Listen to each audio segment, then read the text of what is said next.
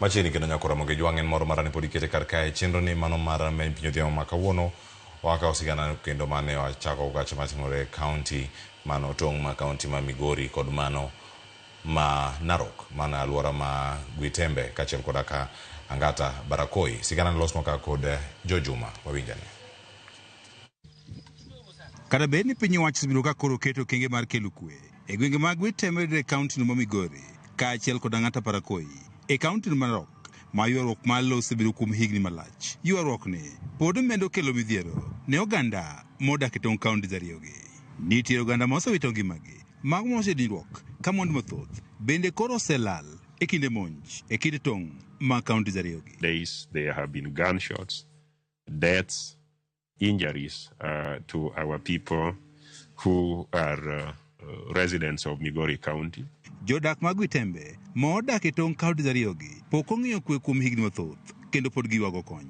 Gavana ma Migori Ochila kod jalupe Joseph Mairi ne otimo limo gwego mag Gwitembe mar ng'iyo kaka inyalo kony familia ma osebedo ka odak kod midhiero e tong' kaunti ariyogi. Ochilo mane wuoyo bang' bedo kod twak kod tend arita kwe e sab kaunti ma Kuria East wacho ni ber ka piny owacho koro keto omenda moromo mondo koro konye keto kwe e tong' kaunti ariyogi. So we want to appeal very sincerely and very strongly that because at this border, Kenyans of Migori extraction and the Kenyans of Narok extraction keep on fighting, destroying property and losing life. The officers on the Migori side and on the Narok side need to be supported and facilitated.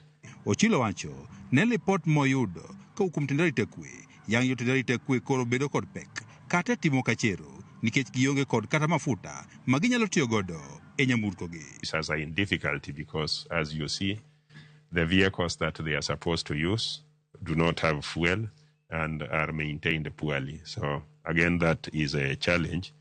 And since we in Migori County are the most affected, we want to help, but we need a long-lasting solution. We have offered to help during this Christmas festive period.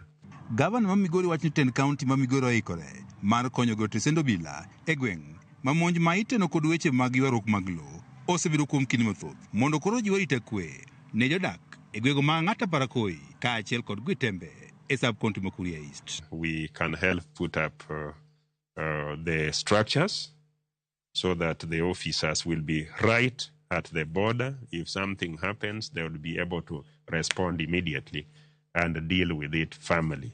Tend arita kwe sab kaunti ma Kuria East wacho ne gitemo duto mar neno ni kwe koro duogo e tong' kaunti ariyogi kada bende pod gikalo e midhieche mopogore opogore.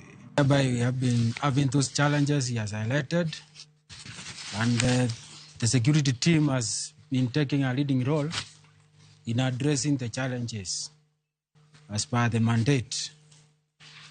So we want to say we are grateful for those promises because there is need for beefing of security and the border with the neighboring county.